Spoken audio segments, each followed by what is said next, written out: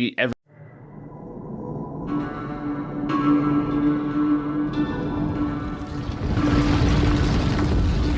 This is the On the Mark podcast, bringing you facts, opinions, and personal experiences from the outdoor industry. I got the opportunity to shoot an AR-15. That was one of the funnest experiences that I've had. It's pretty exciting.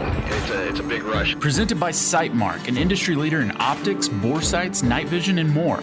Make your mark. Welcome to the On the Mark podcast. I'm Jeff Hamilton, your host. Today we got somebody with the coolest last name I think I've ever seen, Austin Rohr. Am I saying that right, Austin? Yes, sir. All right, terrific. He's with Superior Outfitters out of Tyler, Texas. Austin, I want to kind of get things started with just a little background on you. How did you get started? I've been in the business, I guess, now about 18 years. Just as a kid, I always liked pocket knives, and that grew into learning about guns, and actually started in the pawn shop industry, and we were really big into guns there. And when I was 21, I bought my first store in Russ, Texas, and from there we grew into 6 pawn shops, and we were always a Superior Pawn and Gun at that time, and we sold those stores out. And in 2017, started Superior Outfitters, and from there we've grown to moved a couple of times, and the store keeps on getting bigger, and we also have a Longview location now that we're actually expanding as we speak. So been around the block for a few years now. Yeah, that's really cool. Yeah, they had told me that you started off in the pawn business. When it comes to the pawn business, is what's the driving cash flow there? Is it the actual pawning of items, or is it more the loan side of things? It's all about the loan side of it in that business. And your customer. I mean, there's items. It's nothing like you see on TV or anything like that. So you're really loaning your customer, and then also the item is just a backup in case that customer doesn't come back. Right. But there's times that we would loan more than what an item was worth, just because you had that relationship with that customer. Sure. Okay. Well, that's cool. Yeah, I haven't done a ton of shopping around in pawn shops, but I've definitely tried to pawn some stuff off at pawn shops. My biggest thing, in high school, I was really adamant about getting an awesome sound system. So I bought this sound system. I paid retail price for it, and then after a few years, I was like, this really is not cool anymore. I didn't have a great setup, so my trunk vibrated, and I realized from outside the car it sounded like trash. So I was like, all right, we'll get rid of all this stuff, and I needed a little bit of money, so I took it to a pawn shop to pawn it, and they wanted to give me like $60 for my entire system that I had paid a ton of money for. And I was like, oh, I don't know if this is the way I want to do this. Yeah, I mean, it's all over the board, and there's always that argument of, well, what's your stuff really worth now? And at the end of the day, it's only worth what somebody's willing to pay you for it. So Sure. Well, and the pawn shop's got to, make a profit off of the stuff they do too. So, there's plenty of room in there for that. But fast forward now to Superior Outfitters. Did you say you guys have a second location? Yeah. And so let's see, November 2019, we opened our second location in Longview. And really just kind of test the market over there. That's originally where I'm from. So we tested the market, and it's done really well. So we just purchased a 12,000 square foot building down the loop in Longview, and we should be in it in about 90 days or so. And, it gives us a bigger footprint like our Tyler store to carry more of the hunting stuff, some clothing also, and a lot more accessories. Sure. Yeah, so we're really excited about that expansion. Your Tyler store is really big too. I mean, you've got pretty much everything in there.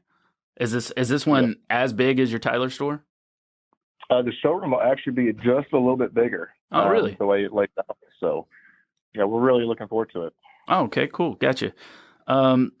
So it's my understanding that you just got back from a trip in Africa. Is that right? Yep.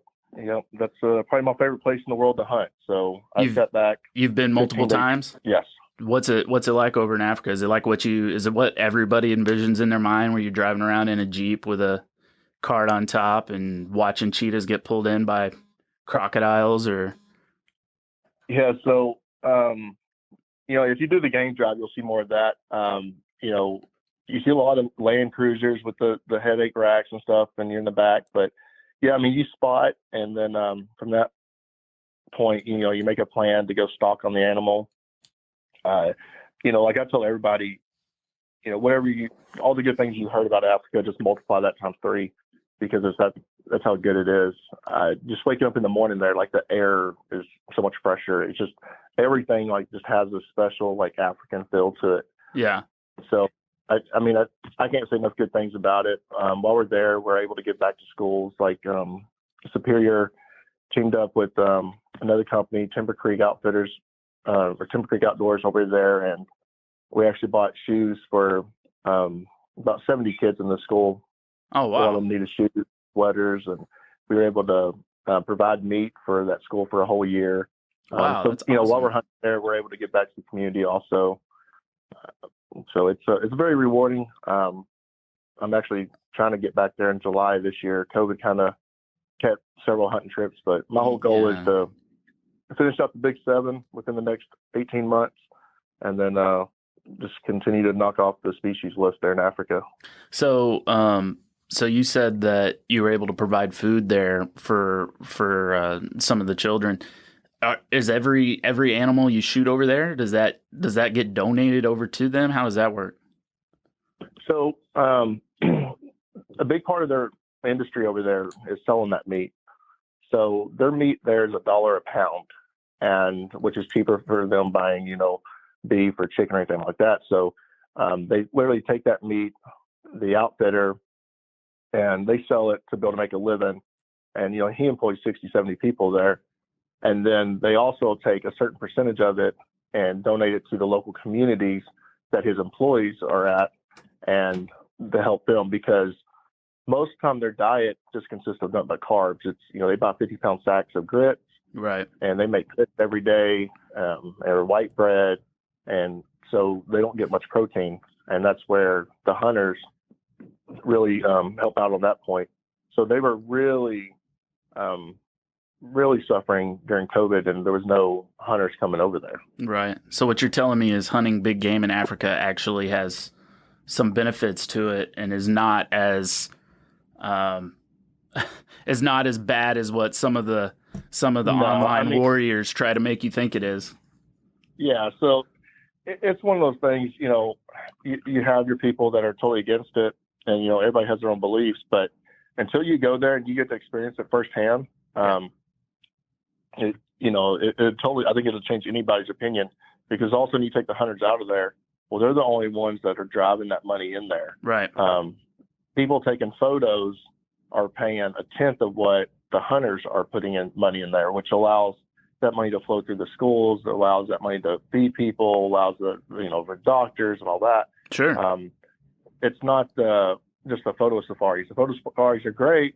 They book a hotel room, but it's the hunters that are actually giving back to those people. And the locals there, like, love hunters from, especially America coming in, or the European countries. Yeah. So it's a big deal.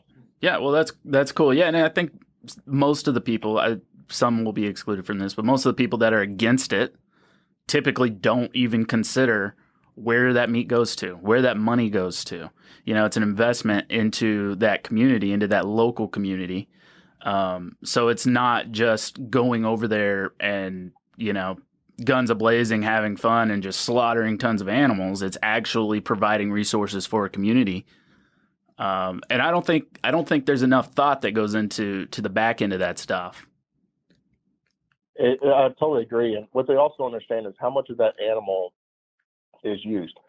It goes as far as, like, literally, you have the meat, you have the hide and all that, but the bones, they use those bones to make things out of. They use those bones to make tools out of. Even as far as the stomach lining, they use that stomach lining and they make the special type of stew that's in their culture. Oh, wow. The only thing that is not used on an animal, like say a Cape buffalo, for instance, animal that weighs thousands of pounds, is literally, the manure inside of it and things of that way. But the organs, they slice it up and they cook it. I mean, it's the way that they have refined using these animals, and and to be able to use all of it and not waste anything is amazing.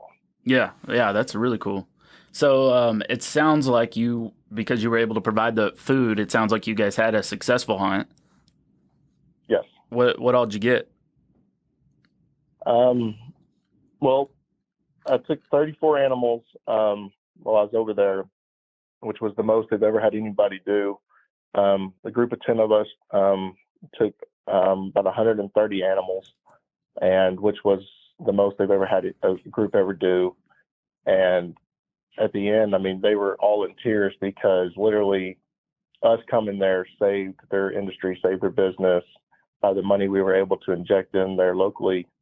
I mean, just we had a professional photographer come with us, and I'm really looking forward to getting it back. You'll just see these grown men in tears just because it meant so much to them because they went 18 months with no income at all. Wow. It was pretty amazing. But, you know, as far as the highlight stuff on there, as far as my big seven, I was able to do the croc, the hippo, Cape buffalo, and lion. Okay. So I still have the rhino to do, the leopard to do on there. Oh, and the elephant too, to be able to complete everything else. So, Well, I got faith in you. I think you're going to be able to knock it out. oh yeah. So looking forward to it for sure. Yeah, it's interesting you talk about like they've been completely without revenue for the last, 18 months or whatever. I didn't even consider the communities that are completely driven by, this tourism or things like that. Like I go on cruises all the time, and I know that a lot of cruise destinations that we go on are in Mexico, and that entire community is completely driven by the tourism, and that just puts some new thoughts in my head about how much those communities are probably struggling right now because they haven't had any income at all in the last 18 months. So anyway, I'm glad you guys got to go back out there. When did you say you have your next one? I've got 2 trips booked for next year, but I'm trying to squeeze another one in July, the end of July of this year. Man, yeah, sorry. I'm booked up on July, so I don't think I'll be able to go with you, but maybe hit me up on the next one. I'll see what I can do. I'll see if I can squeeze it in. Diving back to here locally here in Texas, some big things have been happening within Texas law. One of them being constitutional carry. It's House Bill, I want to say 1927, but I believe it's 1927. It's the constitutional carry for the state of Texas. What are your thoughts on constitutional carry? It's really kind of a touchy subject on there. Of course, I'm 100% pro-gun and pro-Second Amendment and believe that any law-abiding citizen should be able to own a firearm and should be able to use their firearm to defend themselves. I think this law goes back to, like every other law, and even though some people may not agree with it, but there's all these laws on law-abiding citizens. But at the end of the day, criminals, they don't follow the law. Right. So it doesn't matter if you have a permit or anything else like that. They're not going to follow the law, but the permit requirement now disarms victims. Sure. So, I'm for anything that is pro-gun, pro-law-abiding citizens able to defend themselves, defend their family, defend their property. Because at the end of the day, we all know that if you're a criminal, you're a criminal. So it doesn't matter what law's in place, you're not going to follow it. Well, in the best case scenario for that, the most recent one would be yesterday. There was a shooting in California. 8 people died, 9 people if you include the shooter who killed himself. California's got some of the strictest gun laws there are, and yet this guy was still able to, execute 8 people. So, and immediately following more calls for more gun control. Like they're completely oblivious to the fact that the gun control they already had on the books was ineffective. It's just mind-boggling to me. But my view on the constitutional carry, I'm like you. I'm 100% for people arming themselves. I back the Second Amendment 100%. I have a tiny, tiny bit of reservation towards the bill, but only because of timing. I like the bill. I want it in place. For one, every guy who already has his LTC is probably going to be like, well, I had to pay for it, so why don't they? So you're going to get that group of people. But for me, it also ties into just the number of new people that we've had joining the firearms industry within the last 2 years, matched up with the lack of ammo that's been available. And what that means to me is that there's a whole bunch of new people in the industry that have not been able to really get used to or train with their firearm. So then you have, potentially a lot of people that aren't necessarily equipped with the right skills to kind of have free reign on this. Again, that's one of those things where I'm just kind of like, I'm looking from all different directions. I'm going to try and see like, where are we going to be attacked from for doing this? And that to me seems like a legitimate scenario. And I totally agree on that. And that's my reservation on all of it is, and even on LTCs, and some people really get bent out of shape on it. But I used to, teach classes from, basic to expert classes to LTC and all that. And I've seen every realm of expertise from shooters coming in. And it is a valid concern for people that are not familiar with their handgun. They don't realize that, you just go to a range and you shoot at the target. Okay, hey, I can hit, 3-inch bullseye. But they don't realize that you had to draw that gun from a holster or from a purse or draw it from somewhere and not let it go off or put that safety off real quick. My heart's racing, 3 times faster. There's a lot of scenarios that go into it where people aren't trained. Sure. And training is something that is way overlooked, I believe. And people just say, oh, we hear it all the time. Well, I grew up around guns. Right. Well, a granddaddy's single-shot shotgun is nothing like, you carrying this 9mm pistol right now. 100%. And people have to be familiar with it. I mean, you're taking a responsibility of protecting your life and protecting your family's life and, your peers. I believe that everybody should be responsible enough to train and get help by professionals to be able to do that. Yeah. So that is definitely a valid concern there. Luckily, whenever they have passed constitutional carry in other states, there hasn't been, anything pop up, that was, hey, this right here was a horrible accident that happened because that guy didn't have training. Typically across the board, there's I believe 20, is it 19 or 20 other states that have constitutional carry right now? It's a large number of states. It's a very large number. I mean, I just want to pull up a map of it. And what's interesting, in every scenario, the crime rate is lower than before they had constitutional carry. In every single scenario, but they don't talk about it. They don't discuss that whenever they, whenever they want to get their panties in a wad over it. That never the facts don't ever come into the conversation, which is, look, if your community is armed, you're going to be safer. The deal with this bill is there's a little, just to get any listeners up to date on this bill. I think it started out in the Texas Senate, and they approved it, went to the House. The House then approved it with amendments. So when they do that, it's got to go back to the Senate. So the Senate got it back last week. The Senate didn't like any of their amendments, so they did not sign the bill for approval. It then got flipped into a special committee, which is arranged of the leadership from both the House and the Senate. They were able to hash out the differences, which was basically they threw all those amendments out and went with the original bill. Then it got approved. Now it's on its way to get signed. So this is going to become law here in Texas. All it lacks is a signature from Abbott, which he's already said he's going to do.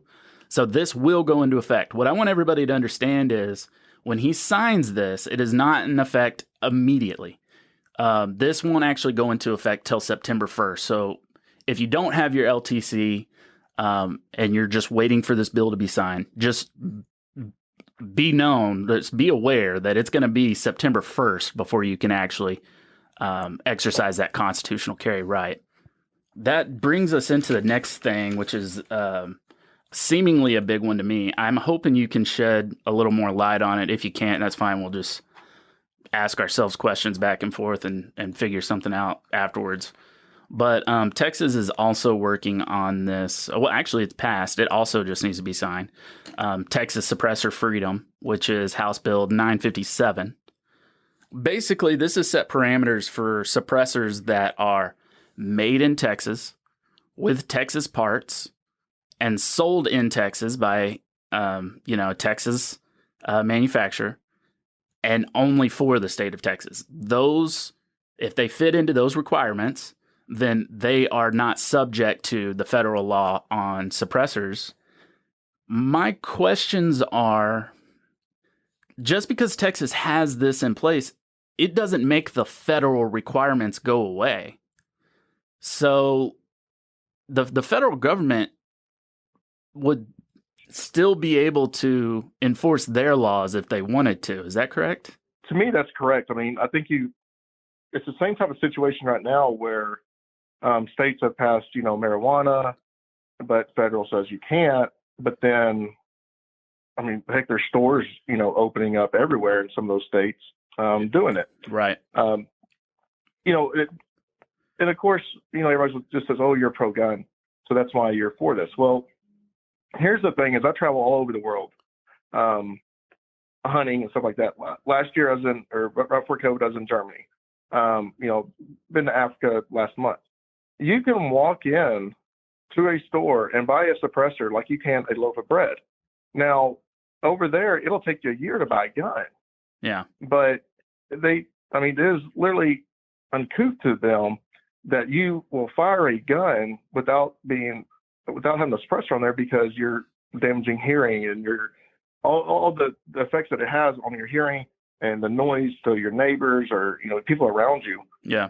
At the end of the day, I mean, it just makes sense to have it. I mean, it's not like the movies people don't understand where it's silencer movie quiet. It's not like oh that. No. My kids, I've gotten into shooting and all that. The only way I get my daughter to shoot is by using a suppressor. She still wears earmuffs. Yeah. Just because she doesn't like the sound of it. And, that's what really deterred her from shooting for a long time until I got her shooting suppressed. Yeah. Well, it's the sound. And then, also just for a child, but even for a full grown adult, it reduces the recoil tremendously and just makes for an overall more fun shooting experience. My son's 7 years old and he's shooting a 308, no problem. Wow. Yeah. Because it's suppressed. Yeah. Yeah, exactly. Were you saying that in other countries it's really easy to get a suppressor? You could just walk in and buy one and they're not heavily regulated like they are here? Yeah, and I'm talking about like a super high quality suppressor in Africa. It's like $100. Well, you look at the actual things, the components that make a suppressor. There's not much there. I mean, honestly, they look super easy to manufacture. Exactly. So, like whenever I go there and I bring my own gun, I just buy a suppressor there. Yeah. And for me, I haven't spent $100 or $150 and using it for 2 weeks, and I just give it to my PH. At the end, here you go. I mean, I can't take it back with me, so there you go. Right.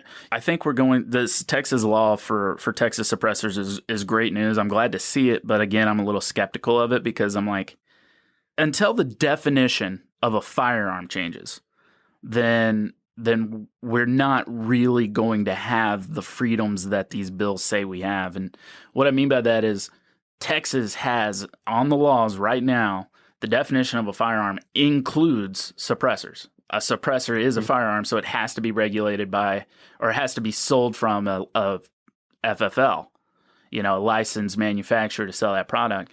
My problem is if you go into a Texas FFL, and you buy a suppressor, because it is an item that has to be purchased from an FFL, they have to keep that item in their FFL logbook, right? Which could be audited at any point in time by the federal government. And so if they come in and see that sell without going through the proper regulations that they have in place, in my mind, it seems like they could potentially have a case to arrest that store owner and also prosecute the person who purchased the suppressor as well. So I'm wondering if we're going to see a lot of hesitation from businesses to sell Texas suppressors without going through the federal regulation process. Yeah, I mean, I can tell you now, as we're a very big Class 3 dealer, we sell a lot of suppressors. I've got a vault of thousands of suppressors waiting on tax stamps right now.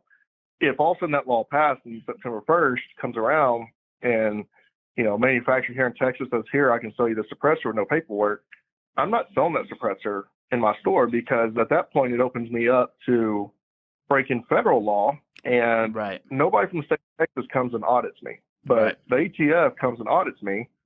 They can, A, take my license, B, fine me, and C, take me to jail. Yeah. Those are all three things that happen if you break the law. Yeah. So at that point, I mean, yes, Texas may say it's okay, but the federal government, they trump state laws. So I won't risk my business or my livelihood over it. Yeah. Like you said, until they change what firearm means and take suppressor out of it. Right. And hopefully it happen, but Yeah. I don't see it on the federal side ever changing. That's my thing. I was super excited when I found out about it. If I remember off the top of my head, I think it's like 1934, whenever they did the NFA Act, and they made the suppressors and machine guns and all that. Right. The $200 tax stamp. So, I mean, it's been almost 100 years and it hasn't changed. I don't foresee them changing the wording on the federal side and excluding suppressors from being a firearm. Well, they're not. They're definitely not going to do it with a heavily Democratic influenced government, with an anti-gun attorney general in Merrick Garland. And if David Chipman gets pushed through, he would be the director of he's Joe Biden's nomination for ATF director. If he gets pushed through, it's definitely not going to happen. He's also, I mean, the guy yesterday testified in front of Congress and said he wants to ban the AR-15. And it's just insane to me that we would have these types of people, running the organizations that are responsible for regulating these items.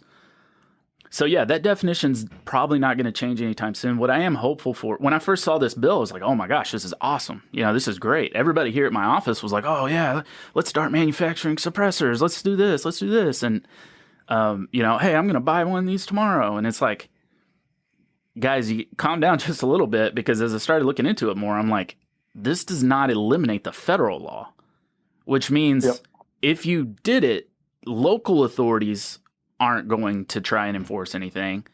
But if the federal government shows up at your house tomorrow, you're a felon.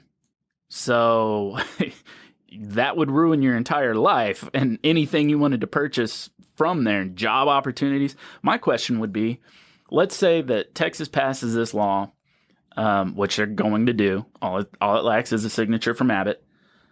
Texas passes this law. Joe Schmo goes out and buys a Texas suppressor, doesn't file his paperwork with the ATF, and then in 2 years, they come raid his home, arrest him, give him a felony, seize his suppressor, and then following that, Joe Schmo, who lives in Texas, was abiding by Texas law. Let's say something has happened to him and he has to switch job opportunities. Well, when he goes to apply for these jobs in the state of Texas and they see felon on his record, I mean, is he likely to lose out on job opportunities because now he's a registered felon? Because if that's the case, that opens up a whole Pandora's box of issues for me. Because it's the Texas government that said, hey, you can do this, it's fine. A lot of employers aren't going to look back and say, hey, what's this felony about? They're just going to be like, oh, he's a felon. Let's go to the next one. I got 30 people in line. I totally agree. I mean, of course, we do a background check and drug test before we hire anybody. And of course, if you come back felon, misdemeanors, whatever, we just don't hire you. Right. But even in my other businesses, like, there's got to be a really good choice or reasoning why you had it, and most of the time there's not. Right. But just knowing how the ATF works, I'm fortunate enough to have a really good relationship with all the local ATF agents here, and how they are, so how many cases they have, and literally just so many cases. You hear and see the memes about the ATF, chasing the guy that was shouldering, years ago, shouldering the stabilizing braces or something of that nature. Right. I can tell you, most of the agents don't care. When it comes to that, I can also tell you that they will not be knocking on people's doors and saying, "Hey, did you buy this suppressor or anything else?" Sure. Where they're going to cut the head off the snake is literally FFL dealers. Right. Because if that's the case, right, so at that point, if you come into my store and you're from Texas, are you going to buy a suppressor, say like a silencer code that's not made in Texas, but it's a very popular suppressor? Are you going to buy that one for, the same amount of money, but have to wait 8 to 12 months? Or are you going to buy this new company that's made here in Texas and you get to take it home today? Well, everybody's going to choose the one made in Texas. Right. Well, then it's going to kill all those other suppressor sales. Sure. Problem is now my business is on the hook for not following federal law. Right. So, me personally, that Texas company with no paperwork isn't coming in my showcase. Right. Because it's not worth it. And that's where, they'll be charging the dealers at that point. And they'll be very rebellious, anti-dealers that are saying, this is Texas law. I don't care. I'm in Texas. We're going to succeed and all that. Right. Well, you can do that all you want. But at the end of the day, this is the federal law. Right. You have to abide by it. So right. It's definitely going to be a sticky situation whenever that happens. I definitely don't want to be the test dummy for it. I'm sure there's a lot of people in line, and I'm sure that there's a lot of attorneys getting ready for how they can fight it. Right. Just wait for the case. But well, it also brings, you just brought up a good point about cannibalization of popular brands of suppressors right now. Somebody would potentially buy the made in Texas one because they could use it that day versus waiting a year for their tax stamps to come back. A lot, what people need to understand is, as a dealer, you've made agreements with these companies that you have inside your store to sell set amount of products. It's all forecasted out, right? To try and figure out how much we need to supply you with to be able to push these products out the door. And so it's kind of a scale, right? Like you want to achieve these benchmark numbers every year too. So there's agreements and partnerships that you have within the industry that might persuade you not to do this alongside with the legality issues of the federal government. Correct. 100%. And, at the end of the day, I don't want to take on the federal government attorneys in court and, stretch it out over years of my livelihood of being out of business. No, and to try to win it. And that's exactly what they want. They want you to get tied up in legal fees and because they've got way more money than you do. And they know they could drive you into bankruptcy just over one lawsuit. You can try and fight it all you want, but you'll end up paying everything you own out to try and get out of it. So no, I definitely understand. That definitely shines a whole new light on that. A lot of questions that I have about that. What we've said here at the office, the conclusion we've came to, I was talking with a buddy of mine, and he said, you know what, I would buy a Texas-made suppressor and take it home that day. Because like you said, most of the local ATF agents, they're not going after the one guy who bought a suppressor. They might go after a red flag guy that just bought 100, but the one guy that bought a suppressor, they're probably not even on their radar. He said, I would buy the Texas-made suppressor, I would take it home, but I would turn around and file my paperwork for the federal government, and it would allow me to own my suppressor here in the state of Texas without traveling out of state during that year waiting period that it usually takes for the ATF to approve your stuff. So that way, you have a small window where you could, get into some legal trouble with the federal governments, but it's not very likely. And then on the back end of that, you get, approved to be able to go anywhere with this suppressor legally through the ATF. So that's one way. I think that's the way that I'm pushing it out to people. That's what I would recommend people. If you are dead set, if you're listening to this and you're like, screw you, Jeff, I'm going to go buy a suppressor on day one. That's fine. Do that. But I would strongly encourage you to go ahead and go through the federal process, get it stamped, pay your $200 tax stamp, and That way you're covered on all bases. You can travel with it. You don't have to worry about anything. That would be my recommendation to the general public. And I agree with that. The problem I see on that, though, is I'll tell my head, my guys do all this, but so what you have to do is say, you can Form 1 a suppressor. You can legally right now make a suppressor at your house and Form 1 it and do it, rifle, SBR, whatever. Right. So I don't think you would actually be able to walk into a shop, buy a Texas suppressor, and then go have it registered with the ATF at that point, because you didn't actually make it. So could you actually Form 1 it at that point? And then the ATF also doesn't have, since it did not come from a true manufacturer, ATF, whenever you go fill out the paperwork, they're going to say, we don't have no record of this. So I don't know. I mean, what you're saying is 100% true, and it'd be great if that actually happened, but I don't know if that would even be possible or how that law would work out, because you got to Form 1 it, and whenever you Form 1 something, that's something that you actually made. Sure. But what if instead of doing a Form 1, which is for if it was homemade, right there while you buy it, usually the process is, right, if I walk into your store and I buy a suppressor today, I do a Form 4, wouldn't it be? Mm-hmm. And they send that into the ATF, and then they say, okay, great. When this all gets, followed through with, come back and pick your suppressor up, right? That's the general process now. True.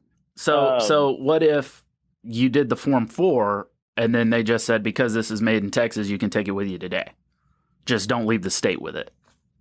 Yeah, I mean, they'd have to do that, because like right now, if I buy a suppressor from a manufacturer, they ship to me, the tax stamp, the paperwork with it, which means ATF has track of it. And then we fill, have the customer do the Form 4. And I don't know. I mean, they would have to definitely change their system up some to be able to allow that. But because at the end of the day, ATF still needs record of the pressure. Yeah, a lot of iffy questions here, especially coming from the dealer side of things, because it's like like you said, I wouldn't want to be the test dummy for this either, because it sounds like some iffy waters. Yeah, definitely. We're getting close to time here, so I'm gonna let you go soon. But one thing that just was driving me crazy yesterday, David Chipman, who's the nominee to be director of the ATF. Or as Biden says, the AFT, he was asked to define an assault rifle. And his definition of an assault rifle drove me absolutely crazy. Did you see this? Did you hear about it?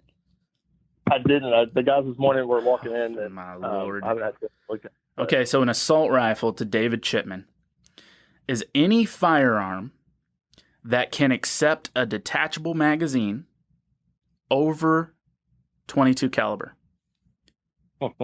Any firearm that can accept a detachable magazine over a 22 caliber is an assault weapon in David Chipman's book. Now, luckily, the congressman that was talking to him about that made fun of him ruthlessly, which was great.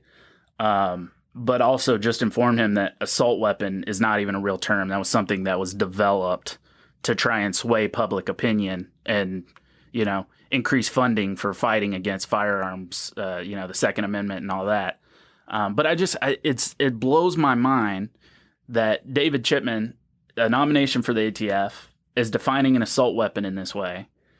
He followed it up by saying it's any round over 22. That includes 223, which is going to be the AR-15 platform. That sentence right there was like, yes, it does include the AR-15 platform, but that's not all the AR-15 platform includes. Like it's a vast number of calibers, but the way he said it presented it in a way that he thought that a 223 was like if you go buy an AR-15, it's going to come in 223. And I'm just like, this just blows my mind that these are the people that we've got nominated to run these types of organizations. And I agree. And the thing is it's like the Brace deal. It's, if these guys really think that, we can pass this law and all of a sudden it's going to shut it down and they're, not going to make these guns no more. Well, here's the deal is, look at California. They tried to do that, but you can still buy AR-15s in California. It may have some goofy fin on it or some goofy bullet button or something like that. But you can go buy all those parts right now, and they're not serialized, they're not tracked, they're not nothing. Yeah. I mean, there's so many loopholes to it. And if they don't think the manufacturers aren't 2 steps ahead of them on planning for, okay, what dumb law are they going to come up with next? Right. I mean, you're talking hundreds of millions of dollars that these manufacturers have invested. They have to protect their investment. So they're constantly always thinking, what's the next dumb law? Right. So if they pass that, now we can make this. I mean, the laws that really screw stuff up. I mean, you talk about California. A lot of people don't even know, but California has a law going in effect next year that California has a gun registry. To be able to purchase a firearm in California, you have to submit a new firearm, like a new one that comes to the market. They have to be submitted to the gun registry in California. It's added into the registry as a firearm to be legally purchased. That way all their FFL dealers can sell that firearm. Well, starting next year, California is requiring that every time a new firearm is added onto the list, 2 of the old firearms that already exist on the list fall off. So if you follow that trend over time, you're left with a small amount of firearms that you're legally able to purchase in California. That to me is like insane. I mean, how can you look at that and be okay with that if you're anybody at all that owns a firearm or supports the Second Amendment? That's just crazy to me. Well, what's even crazier is all the people they're having to deal with that in California, and then they move to Texas, and then they want to California or Texas. That's the craziest part of all. Yeah. Then they don't change the way they vote. Yeah. Yeah. Yeah. It's completely ridiculous. But no, I totally agree on that. And everybody asks me, aren't you scared being in the gun business that all of a sudden you'll be out of business one day? Like I told them, I said, I'm not scared of it at all, because I know some dealers that some of the biggest dealers in the industry are in California, and all their the Democrats there and all their elected officials there, all they've done is made such a craze and put so much fear and scarcity into these people that they can't keep a gun on the shelf. Yeah. And they don't, not now, but ever. I mean, there's such a limited amount that people are just buying it left and right. So it amazes me that they're not smart enough to realize that, hey, every time we do these crazy things, all we're doing is put more guns out there. We're doing that instead of whenever they're trying to keep that from happening. Well, and just to ease everybody's mind that might be worried about all of these constant political attacks on the Second Amendment, firearms, healthcare, race, these things are all just things that all politicians manipulate to fund their campaigns. That's literally all they are. They need the firearms industry to exist. Democrats and Republicans both do, because they are direct funds to their campaigns. They play with people's emotions. They win over society feelings and drive money that way. That's how they drive revenue. Hey, we gotta stop these, mass killings, and they don't talk about the mental illness, because that's what it all boils down to. Everybody who's ever committed a mass shooting was mentally ill. That's not the topic, because that doesn't provide funding. They need it to be good guy versus bad guy in all of these scenarios. They drive division, create funding, and they need it to exist. So the firearms industry will always be here in some capacity. It's just along the way we're going to have to fight these stupid little bumps that they keep throwing in. But Austin, how can people find Superior Outfitters? We're really big on Facebook. If you just type in Superior Outfitters, we have a Longview store and a Tyler store, so we're constantly always posting stuff there.